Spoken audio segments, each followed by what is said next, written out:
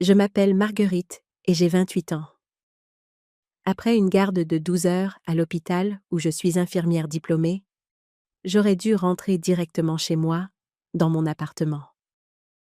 Au lieu de ça, je me suis retrouvée à conduire jusqu'à la maison de mes parents pour notre dîner de famille hebdomadaire.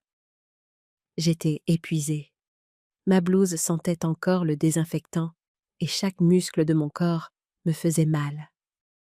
Mais je continuais à venir, semaine après semaine, en espérant que peut-être, cette fois, ce serait différent. Peut-être que cette fois, il me verrait de la même manière qu'il voyait mon frère aîné, Bruno. Avec le recul, je réalise que ce soir-là serait le dernier dîner de famille auquel j'assisterai jamais. Ce qui s'est passé a tout changé, et ce que j'ai dit en réponse les a plongés dans un silence total. Je suis née dans ce que la plupart des gens appelleraient une famille de classe moyenne, typique d'une petite ville de province. Mon père, Franck, aujourd'hui âgé de 62 ans, a passé toute sa carrière à travailler à l'usine automobile locale. Ma mère, Patricia, 59 ans, travaillait comme secrétaire dans un cabinet d'avocats en centre-ville. Sur le papier, nous ressemblions à la famille française parfaite. Mais la réalité était bien plus compliquée. Mon frère aîné, Bruno, 31 ans, était tout ce que mes parents avaient toujours voulu chez un enfant. Il est sorti diplômé avec mention d'une prestigieuse école d'ingénieur, a décroché un emploi très bien rémunéré dans une entreprise de technologie, a épousé sa petite amie de l'université, Sandra, et il planifiait déjà leur deuxième enfant. Bruno était le fils prodige qui ne pouvait rien faire de mal. Il était leur fierté et leur joie, leur réussite, leur preuve qu'ils avaient fait quelque chose de bien en tant que parents. Et puis, il y avait moi. Dès que j'ai été assez grande pour comprendre, j'ai su que j'étais différente. Pas différente d'une manière objective, mais différente dans la façon dont mes parents me voyaient. Quand Bruno ramenait des 20 sur 20, il célébrait avec son dîner préféré et des appels vantards aux membres de la famille. Quand je ramenais des 20 sur 20, ils hochèrent la tête et demandaient pourquoi je ne pouvais pas être plus comme Bruno dans d'autres domaines aussi. Ce schéma a commencé tôt et ne s'est jamais arrêté. Pour mes 16 ans, mes parents ont complètement oublié mon anniversaire. Ils étaient trop occupés à aider Bruno à se préparer pour un entretien en vue d'une bourse d'études prestigieuse. J'ai passé cette journée seule dans ma chambre, attendant que quelqu'un se souvienne. Personne ne l'a fait. Mais 2 semaines plus tard, lorsque Bruno a remporté un prix national de mathématiques, ils lui ont organisé une fête surprise qui a duré jusqu'à minuit. Ma remise de diplôme du lycée tombait le même jour qu'un important séminaire universitaire de Bruno, à 3 heures de route. Mes parents ont choisi de se rendre à son séminaire plutôt que de me voir traverser la Seine. J'étais assise dans le public, cherchant leur visage dans la foule. Mais je n'ai trouvé que des sièges vides, là où ils auraient dû être. Plus tard, ils ont expliqué que le séminaire de Bruno était plus important, car il pourrait déboucher sur des opportunités professionnelles. Quand j'ai obtenu mon diplôme d'infirmière avec mention, ils ont assisté à la cérémonie, mais pendant tout l'événement, ils se sont plaints bruyamment que Bruno n'ait pas pu venir à cause d'une conférence de travail. Pendant mon dîner de remise de diplôme, ils ont passé 45 minutes en haut-parleur avec Bruno à discuter de sa dernière promotion, tandis que mon diplôme gisait, oublié sur la table. Malgré tout cela, je n'ai jamais cessé d'essayer. Je les appelais religieusement tous les dimanches matins. J'assistais à chaque réunion, nion de famille, même quand je devais changer mes gardes à l'hôpital. Je me souvenais de leurs anniversaires, de leur anniversaire de mariage et de chaque fête avec des cadeaux soigneusement choisis. Je les ai aidés à installer leur nouvelle télévision, j'ai appris à ma mère à utiliser son smartphone et j'ai expliqué à mon père son traitement médicamenteux après son léger problème cardiaque il y a 2 ans. J'aimais sincèrement mon travail aux urgences. Il y a quelque chose de puissant à être là pendant le pire moment de la vie de quelqu'un et à l'aider à le traverser. J'avais tenu la main d'enfants effrayés, réconforté des familles en deuil et célébré avec des patients qui s'étaient rétablis contre toute attente. Mes collègues me respectaient. Ma cadre de santé m'avait recommandé pour un programme de leadership. Et j'avais récemment été reconnue pour avoir sauvé la vie d'un homme lors d'un arrêt cardiaque particulièrement compliqué. Et rien de tout cela ne semblait compter lorsque je franchissais la porte d'entrée de mes parents chaque semaine. À leurs yeux, j'étais toujours la déception, l'enfant qui avait choisi une carrière sûre au lieu de quelque chose d'ambitieux comme Bruno. Ils considéraient mon diplôme d'infirmière comme un choix par défaut. Même si j'avais trouvé un véritable but en soignant les autres, ce mardi soir-là a commencé comme tous les autres dîners de famille. Je venais de terminer une garde particulièrement brutale aux urgences. Nous avions traité 2 victimes d'un accident de la route, une femme âgée, atteinte de pneumonie, et un adolescent qui avait fait une overdose avec les médicaments de sa mère. J'étais émotionnellement vidée et physiquement épuisée. Mais je me suis quand même arrêtée au supermarché en allant chez mes parents. J'ai pris une bouteille de leur vin préféré, des fleurs fraîches pour la table de la salle à manger et un gâteau au chocolat de la boulangerie. C'était la même routine que je suivais depuis des années, arrivant toujours avec quelque chose à apporter, espérant toujours que cela me vaudrait d'une manière ou d'une autre la chaleur qu'il témoignait à Bruno. Quand je me suis garée dans l'allée de la maison à 2 étages où j'avais grandi, j'ai remarqué le SUV argenté de Bruno et la berline blanche de Sandra, déjà garée. La pointe d'anxiété familière m'a noué l'estomac. Les dîners de famille étaient toujours plus difficiles quand Bruno et Sandra étaient là, car cela signifiait que je passerais la soirée à regarder mes parents les couvrir d'éloges, tout en remarquant à peine ma présence. J'ai remonté l'allée en briques familières, passé les rosiers que ma mère entretenait si soigneusement, et j'ai frappé à la porte d'entrée. Mon père a ouvert avec une expression neutre qui s'est immédiatement transformée en un sourire sincère quand il a vu le vin dans Amy. Amen. Ah, très bien. Tu as apporté le vin, a-t-il dit, prenant la bouteille sans me regarder. Bruno nous parlait justement de son opportunité de promotion. C'était tout. Pas de « Comment s'est passée ta journée ?» ou « Tu as l'air fatigué ». Juste une appréciation pour le vin et une redirection immédiate vers les accomplissements de Bruno. Je l'ai suivi dans le salon où ma mère disposait des amuse-gueules sur la table basse, tandis que Bruno et Sandra étaient confortablement assis sur le canapé, l'air détendu et heureux. « Salut tout le monde !» ai-je dit, posant les fleurs sur la table d'appoint et la boîte à gâteaux sur le comptoir de la cuisine. « Marguerite !» a dit ma mère, sans lever les yeux de son plateau de fromage. « Tu es en retard !» J'ai jeté un coup d'œil à l'horloge. Il était 19h03, l'heure convenue. Mais Bruno et Sandra étaient clairement arrivés plus tôt, et dans l'esprit de ma mère, cela me mettait en retard. « Ah, désolée !» Je me suis arrêtée pour prendre le dessert. Ai-je expliqué, mais elle s'était déjà retournée vers Bruno, lui posant des questions sur son dernier projet au travail. Je me suis assise dans le fauteuil en face du canapé, le même siège que j'occupais à chaque réunion de famille depuis 10 ans.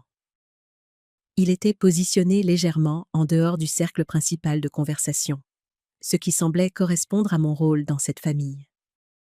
Bruno s'est lancé dans une explication détaillée de son nouveau rôle, supervisant une équipe de jeunes ingénieurs. Son entreprise développait des logiciels pour les batteries de véhicules électriques, et il parlait avec l'assurance de quelqu'un qui savait que son public buvait ses paroles. Mes parents se penchaient en avant, posant des questions réfléchies et faisant des commentaires impressionnés. « L'augmentation de salaire est substantielle, » a dit Bruno, jetant un regard fier à Sandra. « Nous gardons maintenant des maisons au domaine de la rivière. »« Oh, c'est merveilleux !» s'est exclamée ma mère en applaudissant. « Ce sont de belles maisons. » Tu te souviens quand nous sommes passés par là à Noël dernier, Franck ? J'avais dit que c'était le genre de maison où vivent les gens qui ont réussi. Mon père a hoché la tête avec enthousiasme. Tu as vraiment fait quelque chose de toi, mon fils. Nous sommes fiers de toi. La conversation a continué sur ce ton pendant 20 minutes. Sandra a annoncé qu'ils essayaient de concevoir leur deuxième enfant. Mes parents ont réagi avec excitation et ont proposé leur aide pour tout ce dont ils pourraient avoir besoin. Ils ont discuté de leurs projets de vacances, de rénovation domiciliaire et du potentiel de Bruno à grimper encore plus haut dans son entreprise. J'ai essayé plusieurs fois de me joindre à la conversation. Quand ils ont mentionné les véhicules électriques, j'ai évoqué l'électricité, information que j'avais récemment suivie sur le traitement des brûlures électriques, pensant que cela pourrait être pertinent. Personne n'a répondu. Quand ils ont discuté des défis de la grossesse, j'ai proposé de partager quelques ressources sur la nutrition prénatale que j'avais découvertes grâce à mon travail avec les futures mères aux urgences. Ma mère m'a fait signe de la main, disant que le médecin de Sandra s'occuperait de tout ça. Finalement, alors que nous passions à table pour le dîner, j'ai décidé de partager quelque chose d'important qui s'était passé au travail. La semaine précédente, j'avais fait partie d'une équipe qui avait sauvé un homme de 55 ans, qui avait subi une crise cardiaque massive dans notre salle d'attente. La situation avait été critique pendant 40 minutes, mais nous avions réussi à le stabiliser et à l'emmener en chirurgie. Il avait envoyé une carte de remerciement à notre service, mentionnant spécifiquement ma vivacité d'esprit pour avoir reconnu les signes de la détérioration de son état. Ça a dû être terrifiant pour sa famille, a dit Sandra poliment. Mais je sentais bien qu'elle était juste gentille. Ça l'était, ai-je convenu. Mais ce sont des moments comme ceux-là qui me rappellent pourquoi j'aime être infirmière. Quand on peut littéralement sauver la vie de quelqu'un, ça vaut toutes les journées difficiles. C'est bien, ma chérie, a dit ma mère du même ton qu'elle aurait pu utiliser pour reconnaître le dessein d'un enfant. Bruno, parle-nous un peu plus de ce programme de formation que ton entreprise t'envoie suivre en Californie. Et voilà, mon moment était terminé. La conversation est revenue aux opportunités de Bruno, au succès de Bruno, à l'avenir brillant de Bruno. J'étais assise là, mangeant le rôti de bœuf de ma mère, me sentant invisible dans ma propre famille. Au fur et à mesure que le dîner avançait, la dynamique familière est devenue encore plus prononcée. Ma mère avait préparé tous les plats préférés de Bruno. Le rôti de bœuf avec sa sauce spéciale, les pommes de terre sautées avec un supplément de beurre, les haricots verts à l'ail et les petits pains frais qu'elle avait commencé à préparer à 5 heures du matin. Elle ne m'avait pas demandé ce que j'aurais voulu, et elle avait inclus des choux de Bruxelles, qu'elle savait que je détestais, mais que Bruno adorait. Les sujets de conversation continuaient de tourner autour des projets de vie de Bruno et Sandra. Ils ont discuté de leur calendrier pour avoir des enfants, de leurs idées pour rénover leur maison actuelle avant de déménager, et du plan de Sandra pour réduire ses heures de travail une fois qu'ils auraient un deuxième bébé. C'est tellement intelligent que vous planifiez tout si soigneusement, a dit mon père en coupant un autre morceau de rôti. C'est ce que font les coups, les qui réussissent. Ils prennent des décisions stratégiques.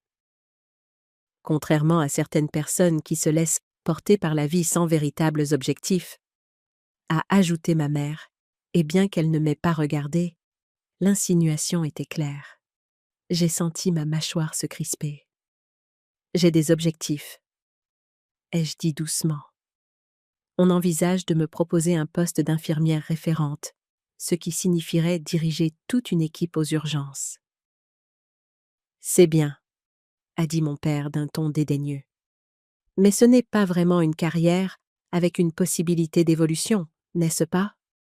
Je veux dire, tu seras toujours juste une infirmière. L'expression « juste une infirmière » m'a frappé comme un coup de poing. J'avais passé 4 ans à l'université, réussi un examen rigoureux pour obtenir mon diplôme, et je travaillais dans l'un des services les plus exigeants du secteur de la santé. J'avais sauvé des vies, réconforté des familles, dans leurs pires moments, et poursuivi ma formation avec des certifications spécialisées. Mais pour mon père, j'étais Juste une infirmière.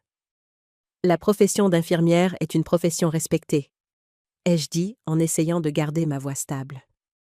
Nous sommes un élément essentiel du système de santé. Bien sûr, ma chérie, a dit ma mère de ce ton condescendant. C'est un bon travail pour les femmes qui veulent quelque chose de stable.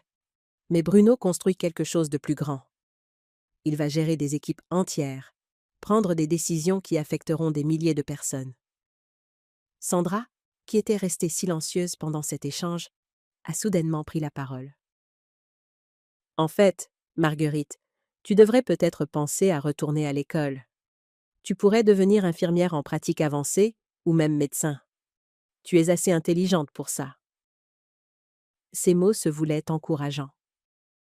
Mais ils m'ont piqué au vif parce qu'ils impliquaient que ce que je faisais maintenant n'était pas suffisant. Tout le monde à cette table croyait que ma vie et ma carrière actuelle étaient en quelque sorte insuffisantes, que je devais devenir autre chose pour avoir de la valeur. J'adore être infirmière au chevet des patients, ai-je dit fermement. J'aime m'occuper directement des patients. Tout le monde n'a pas besoin d'être dans la gestion ou d'avoir un diplôme supérieur pour faire une différence. Mais ne veux-tu pas plus pour toi-même ? A demandé Bruno, et pour la première fois, il semblait sincèrement préoccupé plutôt que dédaigneux. Je veux dire, tu es capable de bien plus que de vider des bassins et de faire des piqûres. Sa description de mon travail était si réductrice et insultante que j'ai senti mon visage rougir de colère. Ce n'est pas ça, être infirmière, ai-je dit, ma voix s'élevant légèrement. Je réalise des évaluations complexes, je gère des équipements de maintien des fonctions vitales, j'administre des médicaments qui nécessitent des calculs précis, et je prends des décisions en une fraction de seconde qui peuvent faire la différence entre la vie et la mort. D'accord, d'accord, a dit mon père en levant les mains. Ne nous emportons pas. Nous disons juste que tu devrais peut-être viser plus haut, comme Bruno. Il a toujours été ambitieux, a ajouté ma mère. Même au lycée, il avait des projets. Vous vous souvenez comment il avait planifié tout son parcours universitaire et professionnel en première ? Ils étaient repartis de plus belle, se remémorant les premiers signes de réussite de Bruno, ses qualités de leader, sa capacité naturelle à exceller dans tout ce qu'il touchait. J'étais assise là, à les écouter réécrire l'histoire, faisant passer Bruno pour un enfant prodige, alors que la vérité était beaucoup plus ordinaire. Ce qu'ils oubliaient commodément, c'est est-ce que j'avais eu des projets, moi aussi. Je savais que je voulais être infirmière depuis l'âge de 12 ans, après avoir passé une semaine à l'hôpital pour une pneumonie. Les infirmières qui s'étaient occupées de moi avaient été gentilles, compétentes et rassurantes pendant une période effrayante. J'avais alors décidé que je voulais être cette source de réconfort pour d'autres personnes. J'avais fait du bénévolat à l'hôpital pendant tout le lycée, maintenu une excellente moyenne et travaillé à temps partiel pour économiser de l'argent pour mes études. J'avais été acceptée dans 3 instituts de formation en soins infirmiers différents, et j'avais choisi celui qui offrait les meilleures opportunités de stage clinique. J'avais obtenu mon diplôme avec mention et réussi mon examen d'état du premier coup. Mais rien de tout cela ne comptait comme avoir des projets aux yeux de mes parents. Le fait est, a poursuivi mon père, s'échauffa, apparemment sur son thème, que Bruno a toujours réfléchi de manière stratégique à son avenir. Il a choisi l'ingénierie parce qu'il savait que ce serait lucratif et stable. Il a choisi une entreprise avec un potentiel de croissance. Il a épousé Sandra parce qu'elle vient d'une bonne famille et partage ses valeurs. J'ai regardé Sandra, me demandant ce qu'elle pensait d'être décrite comme un choix stratégique plutôt qu'un mariage d'amour. Mais elle semblait flattée par le compliment. Et maintenant, ils planifient l'agrandissement de leur famille au moment idéal, a ajouté ma mère. Ils ont établi leur carrière, acheté une maison, constitué des économies, tout dans le bon ordre. L'implication était claire. Contrairement à moi, qui, à 28 ans, était encore célibataire, locataire d'un appartement et travaillant dans un emploi qu'il considérait en deçà de mon potentiel. Peu importait que je sois financièrement indépendante, heureuse de mon choix de carrière, et que j'ai délibérément choisi de me concentrer sur le développement de mes compétences professionnelles avant de m'engager dans une relation. Certaines personnes, a continué ma mère, ne semblent tout simplement pas avoir ce genre de prévoyance. Le point de rupture est arrivé lorsque la conversation s'est tournée vers les futures responsabilités familiales. Sandra venait de finir de décrire leur recherche de maison quand Bruno a fait une remarque désinvolte qui a tout changé. « Vous savez, on devrait probablement commencer à penser au plan à long terme pour vous deux aussi, » a dit Bruno en faisant un geste vers nos parents. « Je veux dire, vous êtes tous les deux dans la soixantaine maintenant. À un moment donné, vous pourriez avoir besoin d'aide pour certaines choses. » Ma mère lui a souri avec tendresse. « Oh, Bruno, toujours à penser à l'avenir. C'est pour ça que nous sommes si reconnaissants de t'avoir. » « Eh bien, il faut bien que quelqu'un soit responsable, » a dit mon père en me lançant un regard significatif. J'ai senti quelque chose de froid s'installer dans mon estomac. « Qu'est-ce que tu veux dire par là ?» Simplement que Bruno a sa vie en main, a expliqué ma mère. Il a une carrière stable, un bon mariage, une sécurité financière. S'il nous arrivait quelque chose, nous savons que nous pourrions compter sur lui. Alors que certaines personnes, a ajouté mon père, sont encore en train de chercher leur voie à presque 30 ans. L'injustice de cette évaluation m'a frappé comme une gifle. C'est moi qui avais une formation médicale. C'est moi qui habitais le plus près d'eux. C'est moi qui avais aidé mon père à comprendre ses médicaments, qui avais appris à ma mère à surveiller sa tension artérielle, qui les avait défendus lors de leurs divers rendez-vous médicaux au fil des ans. Je suis infirmière diplômée d'État, ai-je dit, la voix tendue par une colère réprimée. Je connais probablement mieux les soins de santé et le vieillissement que n'importe qui à cette table. Si vous aviez besoin de soins, je serais le choix logique pour aider à les coordonner. Mais tu as des horaires tellement fous, a souligné Sandra. Comment aurais-tu le temps de t'occuper de quelqu'un d'autre? Et tu n'es pas mariée, a ajouté ma mère. Tu n'as pas la stabilité qui vient avec un partenariat solide comme celui de Bruno et Sandra. Être marié ne rend pas automatiquement quelqu'un plus capable de s'occuper des autres, ai-je répliqué.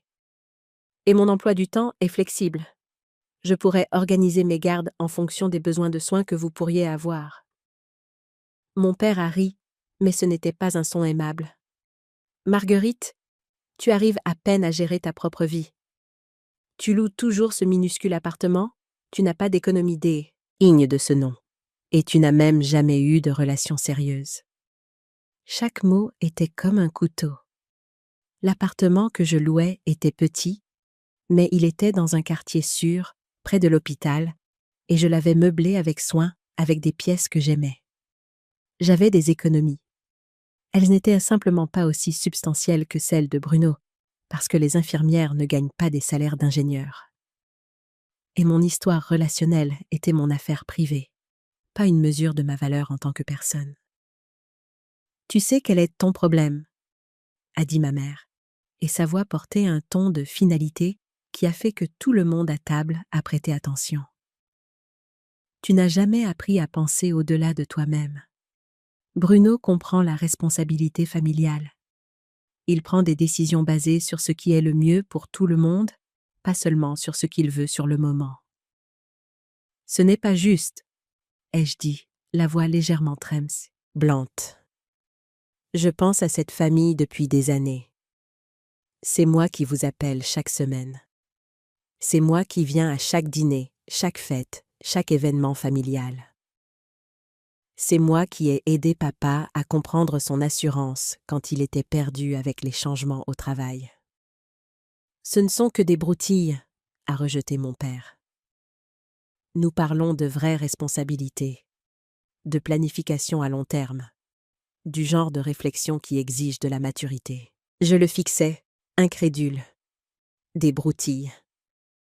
Quand tu as eu des douleurs thoraciques l'année dernière, Qui t'a conduit aux urgences, à 2 heures du matin? Quand maman est tombée et s'est blessée au poignet, qui est resté avec elle pendant 6 heures, jusqu'à ce que tu rentres de ta partie de pêche?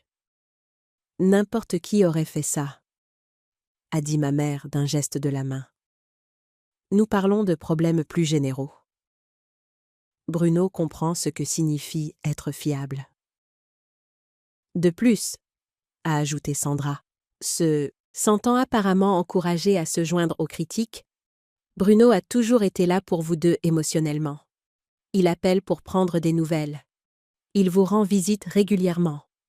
Il vous inclut dans ses décisions de vie. Marguerite a tendance à être plus distante. J'avais l'impression de vivre dans une réalité alternative. C'est moi qui appelais chaque dimanche. C'est moi qui venais au dîner, même quand j'étais épuisée par le travail. C'est moi qui me souvenais de leurs préférences, de leurs rendez-vous médicaux, de leurs préoccupations. Mais d'une manière ou d'une autre, dans leur esprit, Bruno était l'enfant attentif, et moi, la distante. Je pense que Marguerite a toujours été un peu égoïste, a poursuivi ma mère, comme si je n'étais pas assise juste là. Même enfant, elle était plus concentrée sur ses propres intérêts que sur les besoins de la famille. « Ce n'est pas vrai !»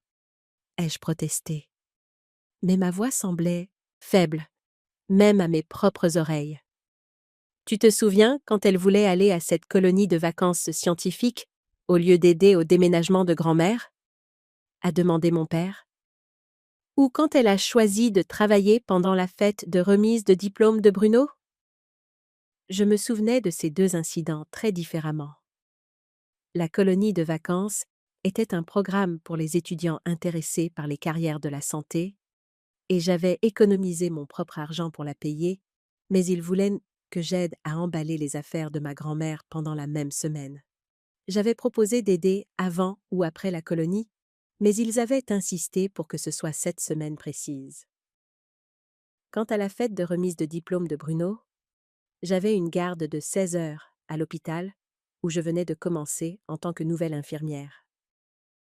J'avais essayé d'échanger avec quelqu'un, mais c'était mon premier mois de travail, et je n'avais trouvé personne pour me couvrir.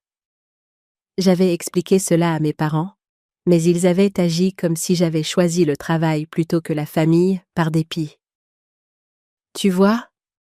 a dit ma mère, comme si ces exemples prouvaient son point de vue. Marguerite s'est toujours mise en premier.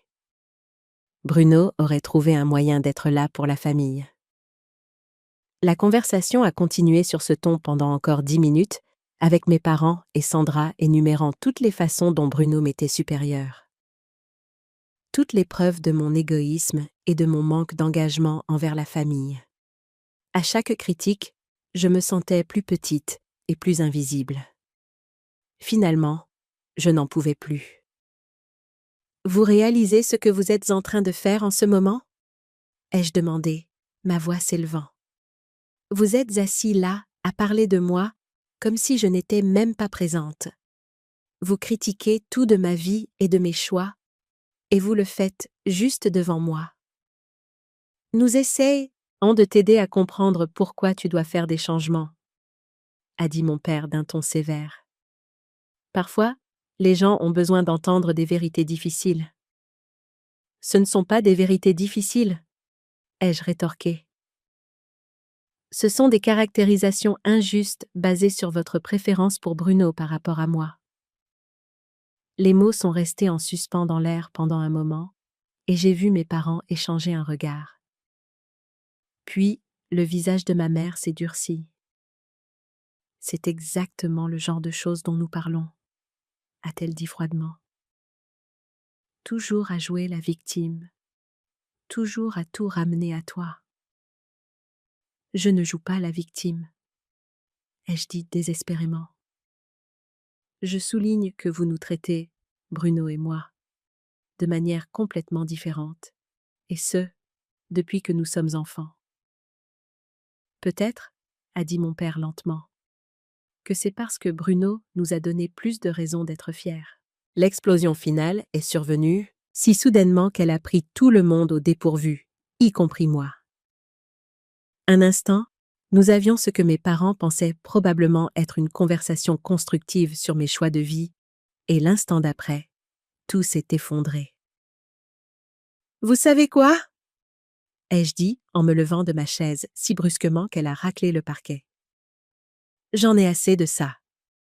J'en ai assez de venir ici chaque semaine juste pour être critiquée et comparée à Bruno.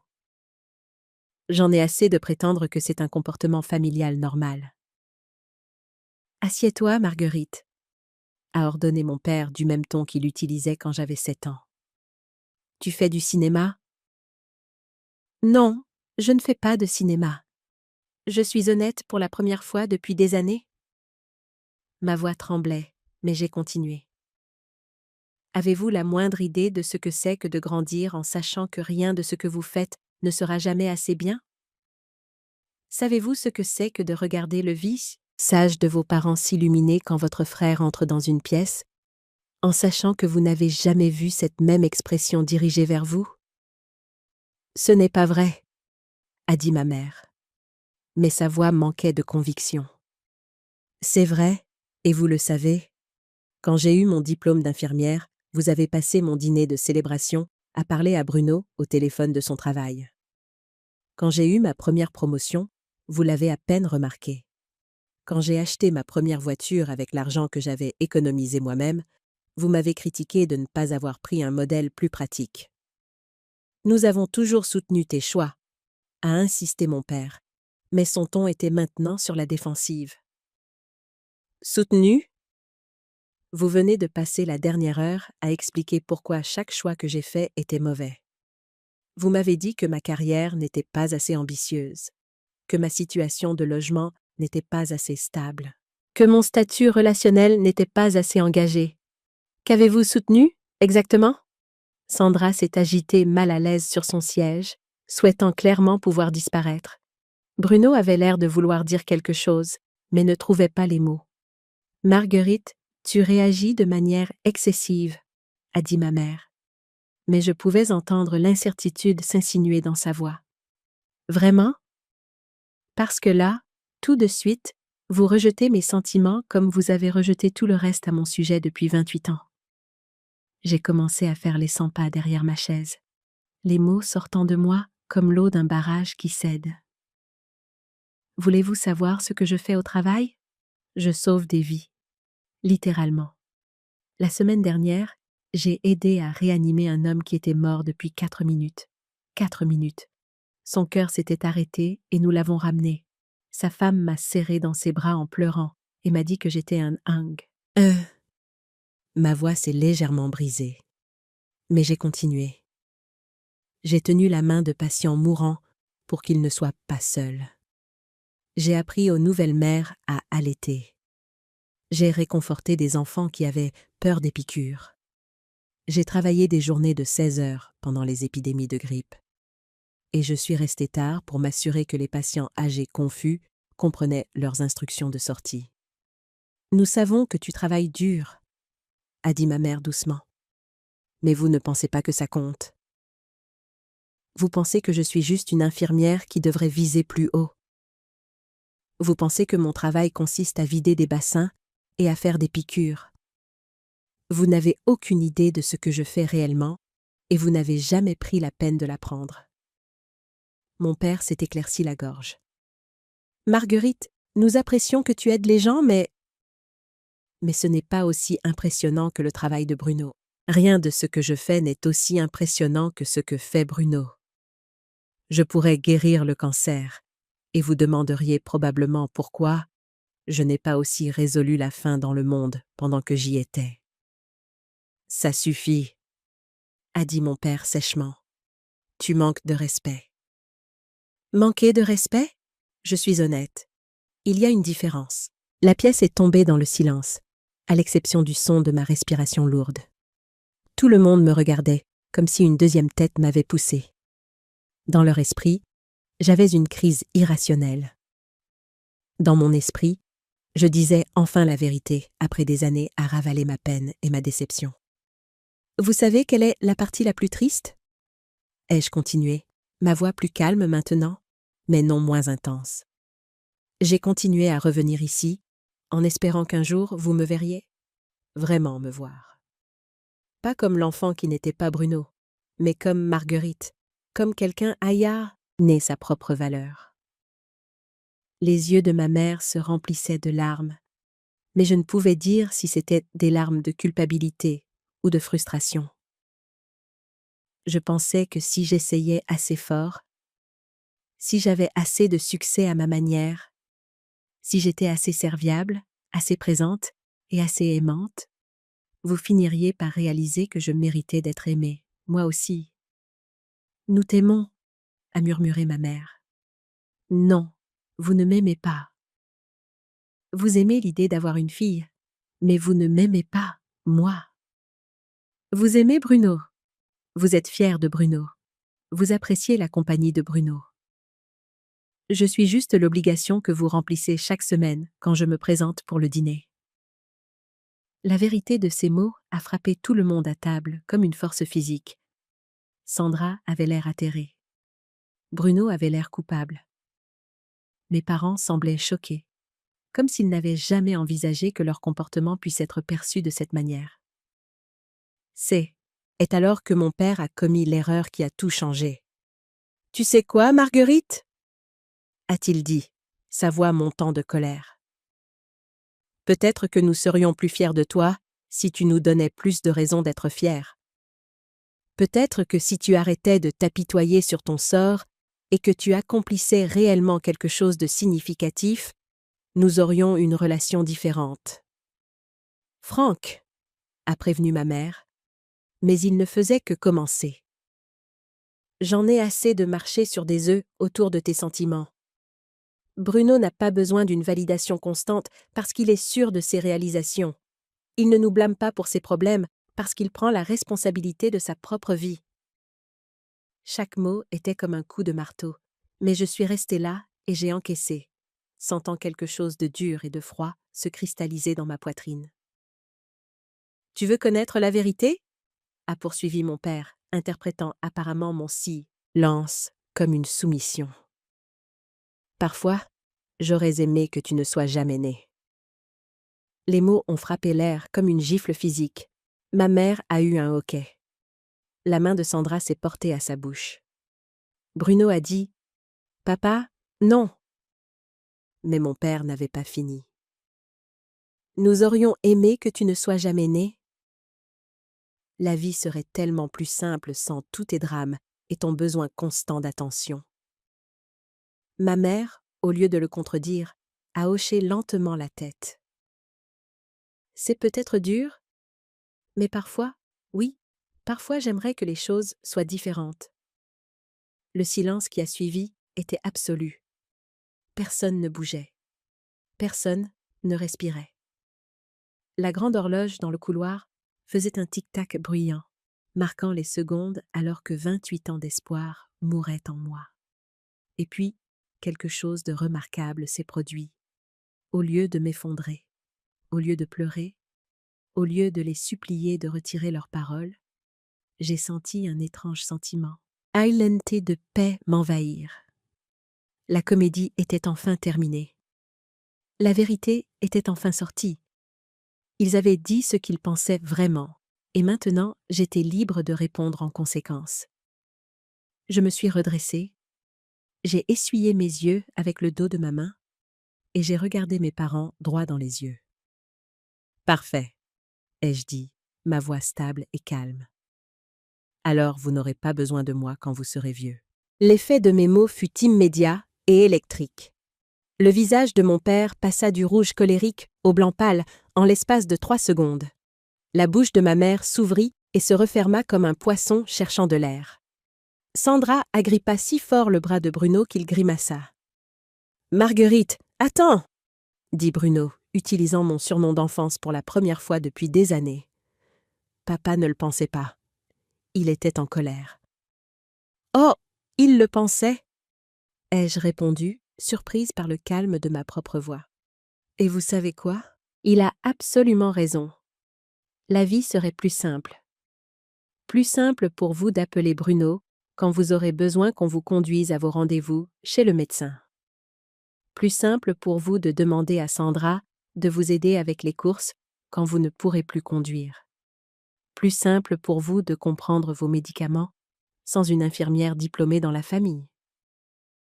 Je me suis déplacée lentement autour de la table, m'adressant directement à chacun d'eux. Ce sera plus simple pour vous de trouver quelqu'un d'autre pour expliquer les papiers de l'assurance maladie quand vous serez perdu. Plus simple de trouver une autre personne pour rester avec vous pendant les procédures médicales quand vous aurez peur. Plus simple d'appeler quelqu'un d'autre à 2 heures du matin quand vous penserez faire une crise cardiaque. Marguerite, arrête, a dit ma mère, les larmes coulant sur son visage. Maintenant, tu es méchante. Je suis honnête, tout comme vous l'avez été en souhaitant que je ne sois jamais née. Je l'ai regardé droit dans les yeux. Tu te souviens quand tu as eu ce calcul rénal l'année dernière? Tu m'as appelé en pleurant parce que la douleur était si forte que tu ne pouvais plus penser. Je suis venue immédiatement, je t'ai conduite aux urgences et je suis restée avec toi pendant 8 heures, jusqu'à ce qu'il maîtrise dans ta douleur. Elle a hoché la tête, incapable de parler. Je t'ai tenu la main pendant qu'il posait dans la perfusion. Je t'ai expliqué chaque procédure dans des termes que tu pouvais comprendre. J'ai plaidé ta cause auprès du personnel médical quand il voulait te faire sortir trop tôt. Je t'ai ramené à la maison et je suis restée la nuit pour m'assurer que tu allais bien.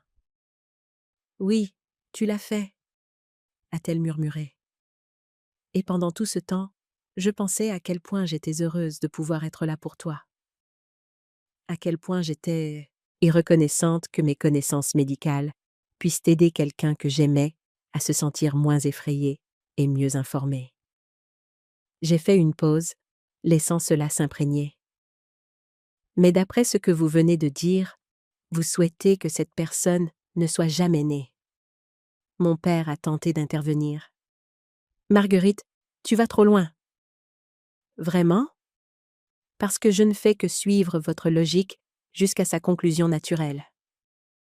Je me suis tournée pour lui faire face complètement. Tu te souviens, il y a 6 mois, quand tu t'inquiétais pour ses douleurs thoraciques? Tu ne voulais pas déranger Bruno parce qu'il était occupé avec sa promotion. Alors tu m'as appelé, je suis venue, j'ai pris tes constantes, je t'ai posé des questions détaillées sur tes symptômes, et je t'ai convaincue de me laisser te conduire pour faire un électrocardiogramme. Son visage était gris maintenant, et il s'agrippait au bord de la table. Il s'est avéré que ce n'était rien de grave, juste du stress et une indigestion. Mais je suis restée avec toi pendant tous les tests parce que je voyais à quel point tu avais peur. J'ai expliqué les résultats à toi et maman dans des termes que vous pouviez comprendre. Je vous ai aidé à prendre des rendez-vous de suivi et à mettre en place un système pour surveiller votre tension artérielle à la maison. Je me souviens, a-t-il dit doucement. C'était la fille dont vous auriez souhaité qu'elle ne soit jamais née. Celle qui a tout laissé tomber pour s'assurer que vous alliez bien. Celle qui a utilisé ses connaissances professionnelles pour vous aider à rester en bonne santé et informée. J'ai laissé cela en suspens un moment. Alors, vous avez raison.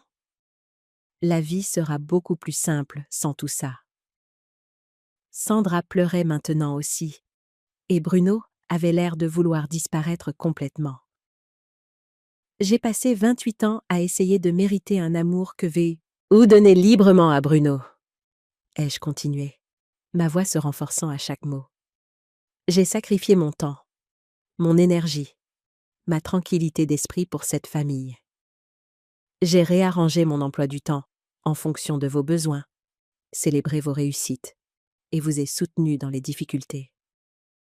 Tu l'as fait, a admis ma mère à travers ses larmes. Mais vous avez raison. Vous n'avez pas besoin de moi. Et vous savez quoi? Je n'ai plus besoin de ça non plus. Je me suis dirigée vers le comptoir de la cuisine où j'avais laissé mon sac à main et mes clés. Quand je me suis retournée, ils me regardaient tous avec des expressions que je n'avais jamais vues auparavant. La peur, la panique, la prise de conscience naissante qu'ils avaient peut-être poussé le bouchon trop loin. « Marguerite, parlons-en rationnellement », a dit mon père, sa voix prenant un ton suppliant que je n'avais jamais entendu de sa part. « Le temps des paroles est pas... C'est, papa, vous avez dit ce que vous pensiez vraiment. Vous auriez aimé que je ne sois jamais né. Eh bien, félicitations. À partir de maintenant, votre vœu est exaucé. »« Qu'est-ce que tu veux dire ?» a demandé ma mère, bien que je puisse dire qu'elle le savait déjà. « Je veux dire que j'en ai fini. Fini avec ces dîners où je suis critiquée et comparée à Bruno. Fini avec les appels téléphoniques où vous écoutez à peine ce que je dis. Fini d'être traitée comme une déception et une obligation. » J'ai passé mon sac sur mon épaule et j'ai pris mes clés. Je vais changer mon numéro de téléphone demain. Je ne viendrai plus à aucune réunion de famille. Vous ne recevrez plus de cadeaux d'anniversaire ou de Noël de ma part. Quand vous aurez besoin de conseils médicaux ou d'aide pour naviguer dans les décisions de santé, vous devrez vous débrouiller seul ou demander à Bruno. « Tu ne peux pas être sérieuse, » a dit Bruno en se levant de sa chaise. « Je suis tout à fait sérieuse. Vous vouliez une vie sans moi? Vous l'avez? » Ma mère sanglotait maintenant. « Marguerite, s'il te plaît. Nous avons dit des choses que nous ne pensions pas. »« Non, maman.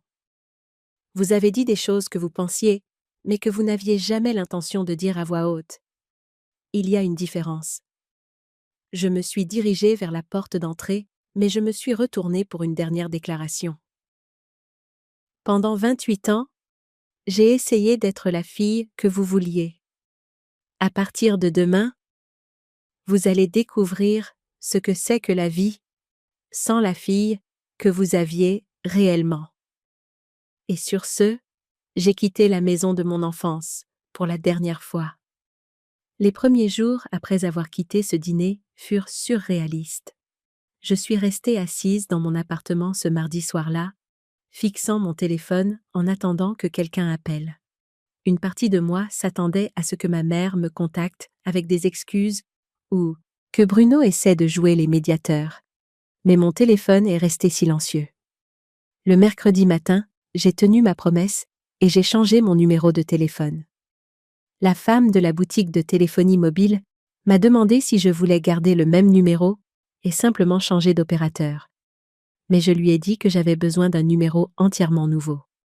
Elle m'a regardé avec curiosité, mais a traité le changement sans poser de questions. Cet après-midi-là, j'ai créé de nouvelles adresses e-mail et j'ai changé mes coordonnées au travail, à ma banque et auprès de mon propriétaire. J'ai été méthodique, m'assurant qu'il n'y avait aucun moyen pour ma famille de me joindre par les canaux habituels. Le jeudi, j'ai réalisé qu'ils essayaient de me contacter. Quand je suis arrivée au travail pour ma garde du soir, la cadre de santé m'a dit qu'un certain Bruno avait appelé pour me demander. Je lui ai demandé de dire à quiconque de ma famille, elle, que je n'étais pas disponible et que je ne pouvais pas recevoir d'appels personnels pendant les heures de travail. Le vendredi a apporté des fleurs à mon immeuble. Le livreur a sonné à mon interphone et quand j'ai vu Patricia Dubois sur la carte à travers la fenêtre, j'ai refusé la livraison. J'ai regardé depuis la fenêtre de mon 2e étage. Le livreur perplexe ramenait le grand arrangement à sa camionnette. Le plus difficile n'était pas le manque de ma famille. C'était de briser les habitudes que j'avais construites autour d'eux. Le dimanche matin est arrivé et j'ai automatiquement attrapé mon téléphone pour passer mon appel hebdomadaire avant de me souvenir que ce chapitre de ma vie était terminé. À la place, je me suis fait un café et je me suis assise sur mon petit balcon pour lire un livre que je voulais finir depuis des mois. Pour la première fois depuis des années, j'avais un week-end entier pour moi. Pas d'obligation familiale, pas de culpabilité de manquer des dîners ou des appels téléphoniques, pas d'anxiété de savoir si je dirais quelque chose qui déclencherait des critiques. C'était étrange, mais aussi libérateur. Je me suis plongée dans le travail avec une énergie renouvelée. Sans le fardeau émotionnel des interactions familiales hebdomadaires, je me suis retrouvée plus concentrée et présente avec mes patients. Je me suis inscrite à des sessions de formation supplémentaires et j'ai commencé à encadrer de nouvelles infirmières. Ma supérieure a remarqué le changement et a commenté mon attitude améliorée et mon engagement accru. 3 semaines après le dîner, Bruno s'est présenté à l'hôpital. Je sortais de ma garde quand je l'ai vu dans le parking, appuyé contre son SUV à côté de ma voiture. Mon rythme cardiaque s'est accéléré, mais je me suis forcée à marcher calmement vers lui. « Il faut qu'on parle », a-t-il dit quand je me suis approchée. Est-ce prêt pour l'entendre? Non, pas du tout, ai-je répondu en déverrouillant la portière de ma voiture. Marguerite, s'il te plaît. Maman et papa sont anéantis. Ils ne pensaient pas ce qu'ils ont dit. Je me suis tournée pour lui faire face complètement. Bruno, ils ont dit qu'ils auraient aimé que je ne sois jamais née. Quelle partie de cela n'était pas claire? Ils étaient en colère. Les gens disent des bêtises quand ils sont en colère. Vraiment? Parce que j'ai été en colère de nombreuses fois, et je n'ai jamais dit à personne que j'aurais aimé qu'il n'existe pas. J'ai ouvert la portière de ma voiture. Ce n'est pas quelque chose qu'on dit accidentellement. Il le regrette, a-t-il insisté. Maman pleure tous les jours. Papa parle à peine à qui que ce soit. C'est malheureux pour eux, ai-je dit en montant dans ma voiture. Mais ce n'est plus mon problème. Il a posé sa main sur ma portière pour m'empêcher de la fermer. Tu es ma sœur. Tu ne peux pas simplement disparaître de nos vies. Regarde-moi faire. J'ai doucement mais fermement retiré sa main et j'ai fermé la porte. À travers la vitre, je pouvais le voir debout, l'air perdu et confus. En m'éloignant, j'ai ressenti une pointe de tristesse pour la relation que nous aurions pu avoir si nos parents ne nous avaient pas toujours positionnés comme des concurrents au lieu de frères et sœurs. 1 mois plus tard, mon propriétaire m'a dit que quelqu'un avait posé des questions sur moi. Une femme correspondant à la description de ma mère était venue 2 fois au bâtiment pour demander dans quel appartement je vivais. Il avait refusé de donner cette information, mais cela m'a fait réaliser que je devais prendre des mesures supplémentaires pour protéger ma vie privée. J'ai commencé à me garer dans une autre section du parking de l'hôpital et à varier mes horaires autant que possible. J'ai demandé à mes plus proches collègues de ne partager aucune information sur moi avec des personnes qui pourraient être des membres de ma famille. Cela semblait paranoïaque. Puis je connaissais assez bien mes parents pour savoir qu'ils n'abandonneraient pas facilement. Le moment le plus difficile est survenu 6 semaines après notre dernier dîner. Je faisais mes courses quand j'ai vu ma mère au rayon des fruits et légumes du magasin. Elle avait l'air terrible, mince et fatiguée, avec des cernes sous les yeux. Pendant un instant, ma résolution a vacillé. C'était la femme qui m'avait élevée, qui avait pansé mes genoux écorchés et m'avait appris à conduire. Mais ensuite, je me suis souvenu d'elle hochant la tête quand mon père avait dit qu'ils auraient aimé que je ne sois jamais née.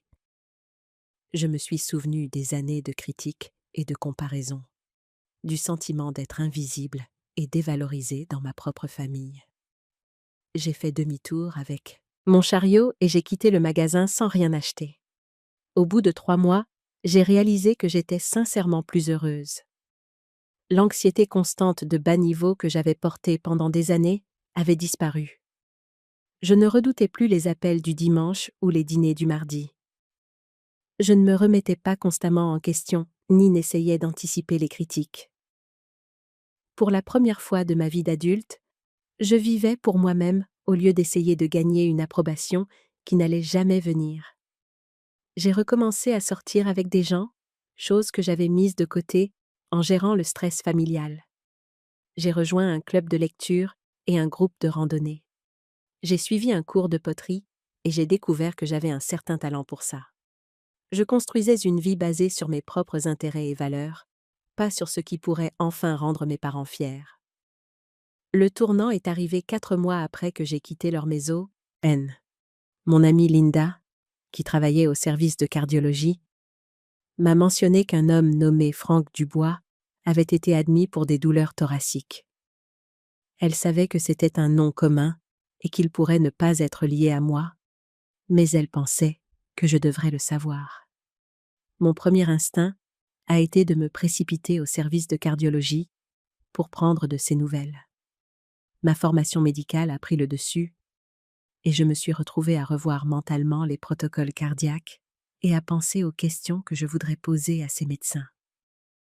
Mais ensuite, je me suis souvenu qu'il n'était plus de ma responsabilité. Il avait clairement indiqué que mes connaissances et mes soins n'étaient ni voulus ni nécessaires. J'ai remercié Linda pour l'information et j'ai continué ma garde. Plus tard, j'ai appris par les rumeurs de l'hôpital qu'il était sorti après 2 jours avec un diagnostic de douleur thoracique lié à l'anxiété. L'ironie ne m'a pas échappé que le stress de notre situation familiale lui avait littéralement causé des problèmes cardiaques. 9 mois après avoir quitté ce dîner de famille, j'étais une personne différente. Pas radicalement différente, mais installée d'une manière que je n'avais jamais connue auparavant. J'avais déménagé dans un nouvel appartement, dans un quartier que j'adorais, plus proche du centre-ville et à quelques pas de plusieurs restaurants et boutiques. J'avais adopté un chat de refuge nommé Olivier, qui semblait comprendre que nous recommencions tous les deux à zéro. Mon travail était devenu encore plus épanouissant, sans le fardeau émotionnel constant du stress familial. J'avais été promue infirmière référente et on envisageait de me proposer un poste de cadre de santé aux urgences. Mes collègues respectaient mes compétences et mon jugement, et on m'avait demandé de faire une présentation lors d'une conférence régionale sur les PR, protocoles de soins en traumatologie. J'avais aussi commencé à fréquenter quelqu'un que j'aimais beaucoup. Le docteur Julien Moreau était un médecin des urgences qui m'avait invité à prendre un café après que nous ayons travaillé ensemble sur un cas particulièrement difficile. Il était gentil, intelligent, et me traitait comme une partenaire égale dans les soins aux patients. Quand il parlait de mon travail, c'était avec respect et admiration, pas avec dédain ou des suggestions d'amélioration. La relation était encore nouvelle, mais elle m'apprenait ce que c'était que d'être appréciée pour qui j'étais, plutôt que critiquée pour qui je n'étais pas. Julien écoutait quand je parlais de mon travail, posait des questions réfléchies sur mes expériences et célébrait mes réussites professionnelles. Ce fut une révélation de réaliser que c'était ainsi que les relations saines étaient censées fonctionner. J'avais aussi construit une famille de cœur, des Miss, qui se souciaient sincèrement de moi. Linda du service de cardiologie était devenue une amie proche et nous dînions ensemble 2 fois par semaine. Sarah de mon groupe de randonnée m'avait invitée à passer le réveillon de Noël avec sa famille quand elle a appris que je serais seule. Marcus de mon club de lecture et moi avions commencé une tradition d'essayer de nouveaux restaurants ensemble 1 fois par mois. Ces relations étaient basées sur le respect mutuel et l'affection sincère, pas sur l'obligation ou les liens du sang. Quand j'accomplissais quelque chose au travail, ils célébraient avec moi. Quand j'avais une journée difficile, ils offraient leur soutien sans jugement. Quand je partageais mes pensées et mes sentiments, ils écoutaient sans essayer de me réparer ou de me changer. Le contraste avec ma famille biologique était saisissant. Pour la première fois de ma vie, je comprenais ce que signifiait être vraiment acceptée. J'avais eu des nouvelles de ma famille par les rumeurs de l'hôpital. Mon père avait été traité pour anxiété et avait commencé à voir un thérapeute. Ma mère avait apparemment demandé à des connaissances communes si elle m'avait vue, se décrivant toujours comme inquiète pour mon bien-être. Bruno avait été promu au poste de direction qu'il voulait. Mais selon quelqu'un qui connaissait Sandra, le stress de la situation familiale avait mis leur mariage à rude épreuve. Une partie de moi était triste de leurs difficultés, mais je me suis rappelé que c'étaient les conséquences de leur propre choix. Ils avaient créé cette situation par leurs paroles et leurs actions. Ils faisaient face au résultat du traitement d'un enfant comme précieux et de l'autre comme jetable. Le véritable test de ma résolution est venu quand j'ai reçu une visite inattendue au travail. C'était un mardi soir, à la fin de l'automne, lorsque l'agent de sécurité à l'entrée et des urgences a appelé pour me dire que quelqu'un me demandait. Quand je suis allée à l'accueil, j'ai trouvé Sandra debout, l'air nerveux et mal à l'aise. « Marguerite, je sais que tu ne veux voir aucun de nous, » a-t-elle commencé. « Mais je suis là pour quelque chose d'important. » J'ai envisagé de m'en aller, mais quelque chose dans son expression m'a fait marquer une pause. « Qu'est-ce que c'est ? » « Ta mère est à l'hôpital central, pas ici. Elle a eu un accident vasculaire cérébral hier. » Les mots m'ont frappé comme un coup de poing. Malgré tout ce qui s'était passé, malgré les mois de séparation et de colère, ma mère était toujours ma mère. Ma formation médicale a immédiatement pris le dessus et je me suis retrouvée à poser des questions sur son état, son traitement, son pronostic. « Elle est stable », a dit Sandra rapidement. « Mais c'était important. Elle a des difficultés d'élocution et de mouvement du côté gauche. Ton père est avec elle. Mais il ne gère pas bien la situation. Il n'arrête pas de poser des questions aux infirmières auxquelles elles ne peuvent pas répondre.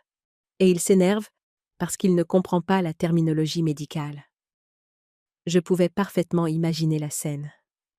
Mon père, effrayé et confus, essayant de naviguer dans un système de santé qu'il ne comprenait pas. Luttant pour défendre sa femme sans les connaissances médicales nécessaires pour poser les bonnes questions ou interpréter les réponses qu'il recevait. « Bruno essaie d'aider ?» a continué Sandra. « Mais il ne connaît rien non plus aux questions médicales. On n'arrête pas de penser que tu saurais quelles questions poser, ce que les médecins veulent vraiment dire quand ils utilisent des termes techniques. » C'était un appel magistral, et Sandra était assez intelligente pour le formuler en termes de mon expertise plutôt que de mon obligation familiale. Elle reconnaissait que je possédais des connaissances et des compétences dont ils avaient besoin, plutôt que de simplement exiger que je vienne parce que j'étais de leur famille. « Je suis désolée que cela soit arrivé, » ai-je dit prudemment. « Mais je ne fais plus partie de votre famille. Tu te souviens ? » Les yeux de Sandra se sont remplis de larmes. « Marguerite, je sais que ce qu'ils ont dit était horrible. Je sais qu'ils t'ont blessée d'une manière qui ne peut pas être facilement pardonnée. Mais c'est différent. Il s'agit de savoir si ta mère reçoit les meilleurs soins et le meilleur soutien possible pendant sa convalescence. Elle avait raison, et elle le savait. Il ne s'agissait pas de loyauté familiale, de pardon ou de réconciliation. Il s'agissait de mes connaissances professionnelles et de mon intégrité personnelle. Pouvais-je rester les bras croisés et laisser ma mère recevoir des soins de qualité inférieure parce que j'étais en colère contre mes parents? Que c'est ce que tu me demandes de faire, exactement? Ai-je dit finalement. Pourrais-tu simplement parler à ces médecins, pas en tant que sa fille, mais en tant que professionnelle de la santé? Nous aider à comprendre à quoi nous avons affaire et quelles questions nous devrions poser. C'était une demande raisonnable, formulée d'une manière qui respectait mes limites tout en reconnaissant mon expertise. Sandra avait clairement réfléchi à cela avec soin. Je suis restée là un long moment, pesant mes options. Je pouvais maintenir mes limites et refuser de m'impliquer. Je pouvais compromettre ces limites et risquer d'être à nouveau entraînée dans le drame familial. Ou je pouvais trouver une voie médiane qui honorerait à la fois mon éthique professionnelle et mes limites personnelles. Je passerai un appel téléphonique, ai-je dit finalement, à son médecin traitant. Je demanderai un résumé clinique de son état et de son plan de traitement. Ensuite, je vous l'expliquerai, à toi et à ta famille, dans des termes que vous pourrez comprendre. C'est tout. Un appel, une explication, et ensuite, c'est fini. Sandra a hoché la tête avec empressement. Ça aiderait tellement. Merci. Mais je veux être claire sur quelque chose, ai-je continué. Cela ne change rien entre moi et mes parents. Je fais ça parce que c'est la bonne chose à faire sur le plan médical. Pas parce que je suis prête à me réconcilier ou à pardonner. Je comprends, a-t-elle dit doucement. J'ai passé l'appel ce soir-là, après la fin de ma garde. Le docteur Martin, le neurologue de ma mère, a été professionnel et complet en expliquant son état. Elle avait subi ce qu'il a classé comme un accident vasculaire cérébral ischémique modéré, affectant l'hémisphère gauche de son cerveau.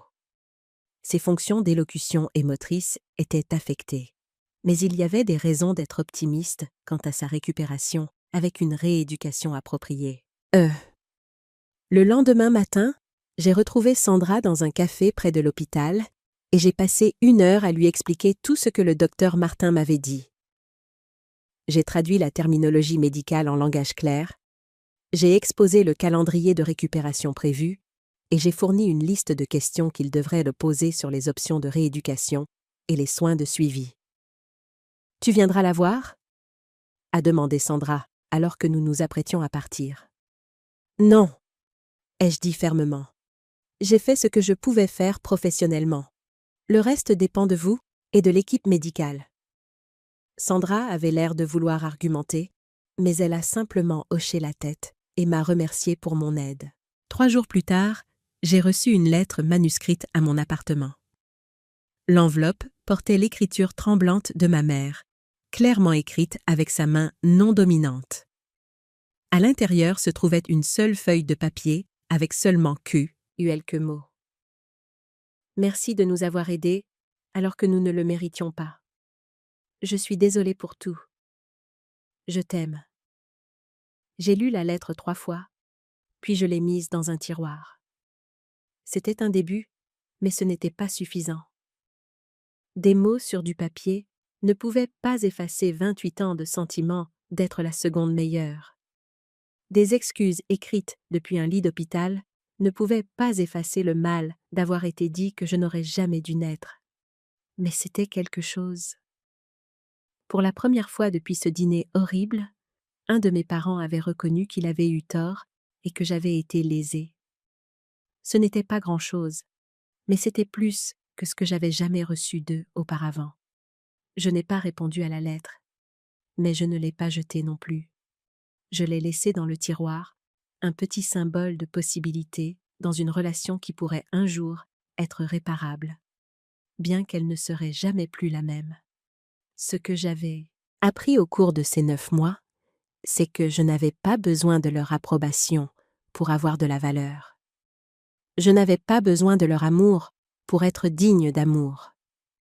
J'avais construit une vie remplie de travail significatif, d'amitié sincère et du genre de respect que j'avais toujours désiré de ma famille.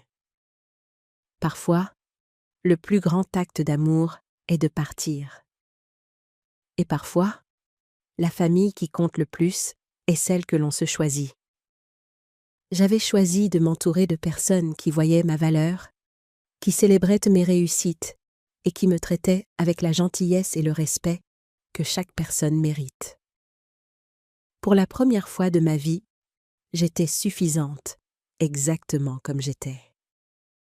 Et cette prise de conscience valait plus que toutes les excuses ou tentatives de réconciliation ne pourraient jamais l'être. J'avais quitté une famille qui me faisait me sentir petite et sans valeur, et j'étais entrée dans une vie où je pouvais enfin voir clairement ma propre valeur. Ce n'était pas seulement une guérison, c'était une transformation. Ce n'était pas seulement de la survie, c'était une victoire. Et alors que j'étais assise dans mon nouvel appartement ce soir-là, avec Olivier ronronnant sur mes genoux et un texto de Julien me demandant comment s'était passée ma journée, je savais que j'avais fait le bon choix. Parfois, il faut tout perdre pour réaliser qu'on ne l'a jamais vraiment eu. Et parfois, il faut s'éloigner des personnes qui ne vous apprécient pas pour trouver celles qui le font. J'avais souhaité l'amour de mes parents pendant 28 ans. Maintenant, Je comprenais que leur amour, conditionnel et critique comme il l'était, n'avait jamais été ce dont j'avais réellement besoin. Ce dont j'avais besoin, c'était de m'aimer et de m'apprécier suffisamment pour m'éloigner des personnes qui ne pouvaient pas voir ma valeur. Cette leçon a été douloureuse à apprendre, mais c'était la chose la plus importante que j'ai jamais découverte. Et personne ne pourrait jamais me retirer cette connaissance. Avez-vous déjà dû vous éloigner de membres de votre famille qui ne vous traitaient pas avec respect? Comment avez-vous trouvé le courage de vous mettre en premier? J'adorerais lire vos histoires dans les commentaires ci-dessous. Et si cela a résonné en vous, merci de donner un j'aime à cette vidéo et de vous abonner pour plus d'histoires de vie réelles sur la définition des limites et la découverte de sa propre valeur. Partagez cette histoire avec quelqu'un qui a peut-être besoin d'entendre qu'il mérite mieux qu'un amour conditionnel. Merci d'avoir écouté mon histoire et souvenez-vous que vous avez de la valeur, exactement comme vous êtes. Parfois, les personnes qui sont censées nous aimer le plus sont celles qui nous voient le moins clairement. Mais cela ne signifie pas que nous devons accepter leur version de qui nous sommes. J'espère que, où que vous soyez dans votre propre parcours, vous trouverez la force de vous entourer de personnes qui vous célèbrent au lieu d'essayer constamment de vous changer. Vous ne méritez rien de moins qu'un amour et un respect sincère. Prenez soin de vous.